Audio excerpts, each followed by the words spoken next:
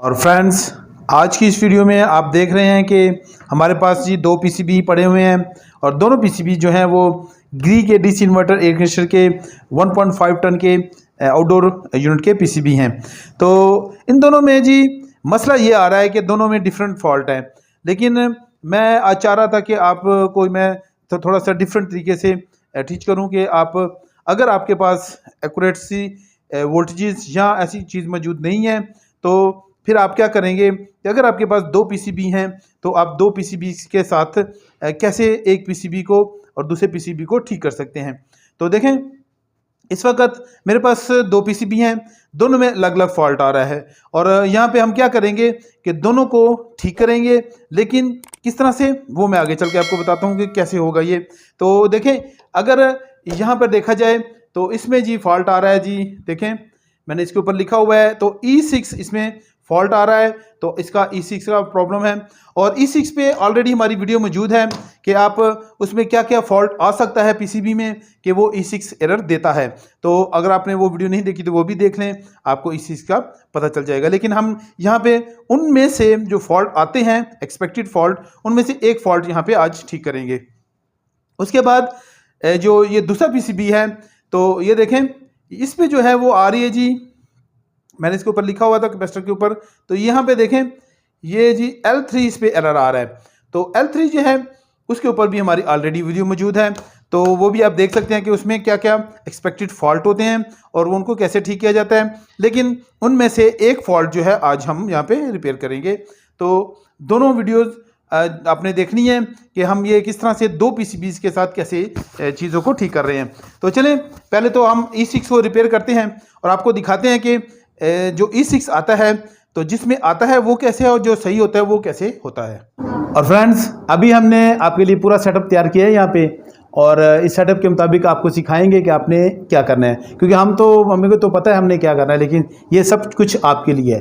तो देखें, इस वक्त यहाँ पे जिसमें E6 आता है वो पीसीबी हमारे पास इधर पड़ा हुआ है और दूसरा जिसमें L3 आता है उसको हमने सेटअप के साथ लगाया हुआ है, यानी कि पूरा इस वक्त अटैच है और इसका इंडोर इस वक्त काम कर रहा है और थोड़ी देर में यहाँ पे L3 जो है एरर डिस्प्ले पे आ जाएगा। लेकिन हमने अभी जो एरर सॉल्व करना है वो है जी E6 का।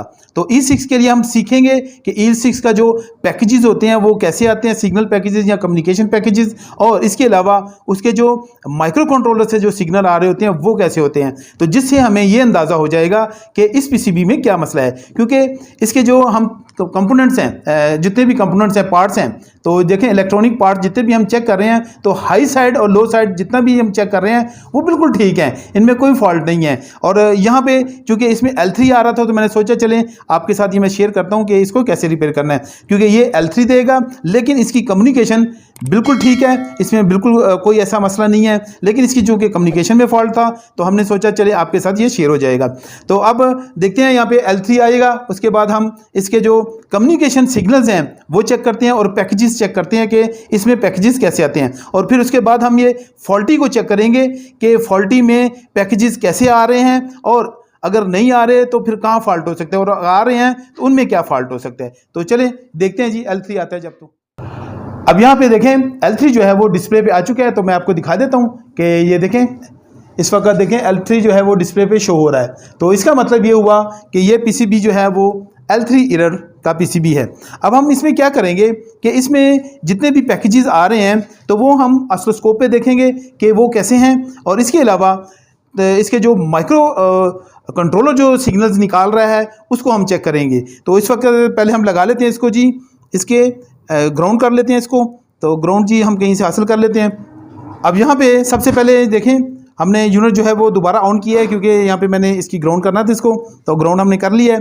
तो देखें जब हम इसके जो पैकेजेस हैं वो चेक कर लेते हैं, तो इस वक्त जो जाने वाले पैकेजेस हैं वो जो कि इंडोर को जा रहे हैं पैकेजेस, वो चेक करते हैं कि वो कैसे हैं। तो जब हम देखें हम इसको करते हैं तो इसको हम ऑटो प्रेस कर देंगे, लेकिन फिर भी आ रहे थे, फिर भी हमने दोबारा मैं इसको ऑटो पे प्रेस करके ताकि बेहतर हो जाए हमारे सिग्नल्स। देखें जी, तो आप देख सकते हैं इस वक्त जो है वो पैकेजेस जो है वो बिल्कुल सही जाने वाले जा रहे हैं।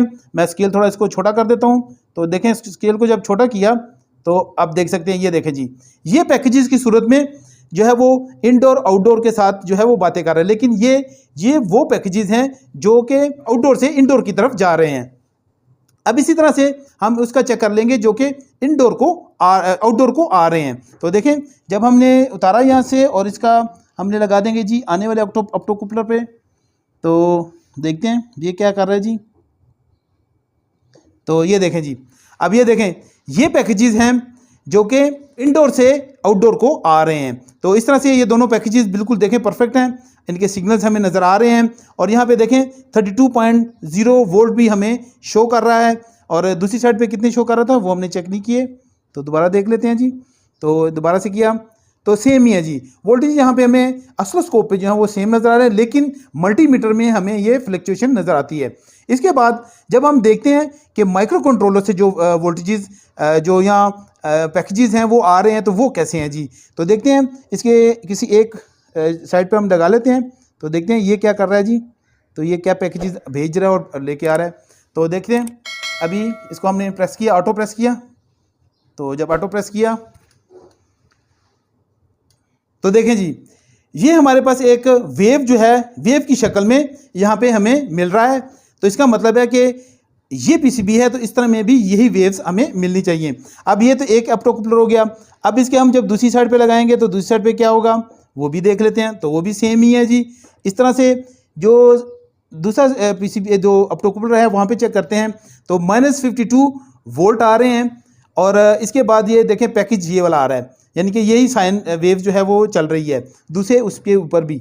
तो ये माइक्रो कंट्रोलर से दोनों साइडों पे जब देखते हैं तो -52 वोल्ट आ रहे हैं और ये वेव चल रही है। इसी तरह से इसके हमने दूसरा चेक कर लिया था, वोल्ट नहीं देखे थे, तो वोल्ट भी देख लेते जी, सेम है, सबके सेम आ रहे हैं। तो इस तरह से हमें अभी पता चल गया है कि हमें माइक्रो कंट्रोलर से और पैकेजेस की सूरत में जो कुछ हमारे पास आ रहा है वो कैसा है। तो इस तरह से हम अब यहाँ पे दूसरे पीसीबी में ढूंढने की कोशिश करेंगे और उसके बाद इसका फॉल्ट ढूंढेंगे कि किस जगह पे फॉल्ट हो सकता है। अब यहाँ पे हमने जो है पीसीबी चेंज कर दिया है। तो देखें, ये पीसीबी जो है वो E6 वाला पीसीबी है। तो आप ऊपर जाएं और देखें, यहाँ पे E6 जो है वो डिस्प्ले पे शो हो रहा है। तो इसका मतलब है कि पीसीबी यहाँ पे चेंज हो चुका है। अब यहाँ पे क्या करते हैं हम कि चेक करेंगे कि जो पैकेजेस आ रहे हैं वो कैसे हैं, और अगर नहीं आ रहे तो फिर क्यों नहीं आ रहे। तो ये सब कुछ आज यहाँ पे हम इसका फाइंड आउट करते हैं। तो देखें, जब हम इसके ऑप्टोकूपलर है जो कि इसका जाने वाला ऑप्टोकूपलर है जी, जो सिग्नल लेके जा रहा है, तो उसको देखते हैं यहाँ पे क्या दिखा रहा है हमें जी। तो देखें, इसको ऑटो को दबाया, प्रेस किया, और ये देखें जी, यहाँ पे आगे जी 4.48 वोल्ट ये आ रहे हैं। तो स्केल हम थोड़ा सा बड़ा छोटा करके देखते हैं कि हमें क्या पैकेज आ रहा है यहाँ पे। तो यहाँ पे जी ये पैकेज आ रहा है जो कि कुछ भी नहीं है, तो वोल्ट भी कम आ रहे हैं। अब यहाँ पे इसी तरह से हम जो आने वाला है तो उसको चेक कर लेते हैं, उसके भी किसी एक टांग पे लगा लेंगे तो हमें पता चल जाएगा। तो उसको भी हम प्रेस कर लेते हैं जी, ऑटो को प्रेस किया, फिर हम देखते हैं कि इस पर अभी क्या आता है जी। तो ये क्या दिखाता है जी, तो ये भी सेम ही है जी, यहाँ पे 4.24 वोल्ट आ रहे हैं, और स्केल को बड़े छोटा करने से जी इसकी पोजीशन जो है वो सेम टू सेम है। अब यहाँ पे ऐसा करते हैं कि इसका मतलब है कि पैकेजेस जो हैं वो नहीं आ रहे, इस वजह से E6 जो है वो एरर आ रहा है। अब यहाँ पे हम जो माइक्रो कंट्रोलर जो सिग्नल भेज रहा है वो चेक कर लेते हैं। तो जब हमने इसके जो आने वाले सिग्नल थे वो चेक करते हैं कि क्या है। तो आने वाले को चेक किया, तो इसको हम ऑटो प्रेस करेंगे, ऑटो प्रेस किया, तो अब देखते हैं यहाँ पे क्या हमें मिलता है जी। पैकेजेस यहाँ माइक्रो कंट्रोल जो सिग्नल दे रहा है, तो यहाँ पे देखें जी, ये तो बिल्कुल सेम है, बिल्कुल ठीक आ रहा है जी, तकरीबन सेम है। इसमें वो सेम टू सेम जो सिग्नल हमने पहले देखा था, अगर हमारी याददाश्त सही है तो आप पीछे वीडियो को करके वो भी देख सकते हैं। अब इसी तरह से हम क्या करते हैं कि जो यहाँ से जाने वाले सिग्नल हैं जो कि इंडोर को जाते हैं उनको चेक कर लेंगे। तो देखते हैं जी, ये देखें जी, ये देखें जी, आप देख रहे होंगे यहाँ पे कितनी ज़्यादा डिस्टर्बेंस आ रही है और यहाँ पे फ्लक्चुएशन है, और फ्लक्चुएशन की वजह से जो सिग्नल्स हैं वो नहीं निकल पा रहे हैं। अब यहाँ पे इसका मतलब ये हुआ कि जो माइक्रो कंट्रोलर और इसके दरमियान कंपोनेंट्स हैं वहाँ पे किसी चीज़ में गड़बड़ है। तो गड़बड़ कहाँ पे है, कैपेसिटर्स में हो सकती है, रेजिस्टेंस में हो सकती है, और इसके बाद यहाँ पे एक इसके साथ ट्रांजिस्टर लगा हुआ है, एनपीएन ट्रांजिस्टर है, तो उसमें हो सकती है। तो ये कुछ चीज़ें हैं, तो ये हमें चेक करनी होगी कि इनमें से कौन सी चीज़ ख़राब है। तो यानी कि हमें यहाँ तक अंदाज़ा हो गया कि माइक्रो कंट्रोलर जो है वो कुछ ना कुछ काम कर रहा है, लेकिन आगे जो है कोई चीज़ ख़राब है, या कैपेसिटर ख़राब है, या फिर कोई डायोड या रेजिस्टेंस ख़राब है, जिसकी वजह से ये फ्लक्चुएशन आ रही है। तो चले हम अब ये फाइंड आउट करते हैं कि कौन सी चीज़ इसमें ख़राब है। और फ्रेंड्स, अब ये पीसीबी जो है वो हमने ठीक कर लिया है। अब इसका जो कम्युनिकेशन सिस्टम है वो बिल्कुल ठीक हो चुका है। तो मैं आपको दिखा देता हूँ कि ये देखें, अब इसका जो मल्टीमीटर है उसमें भी हमें सिग्नल्स जो हैं वो फ्लक्चुएट करते हुए नज़र आ रहे हैं और ये बिल्कुल सही है। इसी तरह से जब हम ऑसिलोस्कोप में देखते हैं तो जो इसका कौन सा वाला था जी, ऑप्टोकूपलर, जो जाने वाला ऑप्टोकूपलर था जो कि इंडोर को सिग्नल लेके जाता है, तो वो देखते हैं कि वो कैसे काम कर रहा है अब, क्योंकि इससे पहले तो वो ख़राब था और फ्लक्चुएट कर रहा था। तो देखें, जब हमने इसको प्रेस किया तो फिर भी हम एक दफ़ा दोबारा से चेक कर लेते हैं तो ये क्या करता है जी। तो ये देखें जी, ये अभी बिल्कुल स्टेबल हो चुका है और इसमें ऐसी कोई मसला नहीं है। तो अब ये जो मसला आ रहा है जी, एक और इसमें मसला है और वो है जी, इसमें एक और एरर आ रहा है यूनिट में, यानी कि इस पीसीबी में एक और मसला है, वो भी ठीक करेंगे और उसकी वीडियो भी बनाएंगे और आपको दिखाएंगे। और एक्चुअली हमने इस पीसीबी को ठीक करने के लिए, कम्युनिकेशन को ठीक करने के लिए क्या पार्ट चेंज किया, तो वो भी हम आपको दिखाएंगे। लेकिन उसके लिए आपको ये वीडियो ज़्यादा से ज़्यादा देखनी होगी, ज़्यादा से ज़्यादा लाइक करना होगा और उसके बाद हम वो वीडियो अपलोड करेंगे, क्योंकि वो ऑलरेडी हमने बना ली हुई है, लेकिन सिर्फ और सिर्फ आपके अच्छे रिस्पांस की ज़रूरत पड़ेगी। तो देखें, अभी इसका जो फ़ैन है वो चलता है लेकिन इसका कंप्रेसर नहीं चलता है।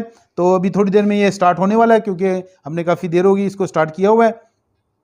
तो अभी मैं आपको दिखा देता हूँ और उसके बाद जो है वो अपनी नेक्स्ट वीडियो में हम आपको दिखाएंगे कि ये हमने पार्ट क्या चेंज किया। तो देखें, ये फ़ैन जी अभी स्टार्ट ले लिया इसने, आप देख सकते हैं इसका जो फ़ैन का प्रॉब्लम नहीं है कोई भी, लेकिन इसका कंप्रेसर स्टार्ट नहीं हो रहा है। तो वो हम आपको दिखाएंगे जी, वो भी कि इसमें और क्या मसला है और इधर एरर क्या आता है। तो इसी तरह से वो नेक्स्ट वीडियो में चलेंगे हम।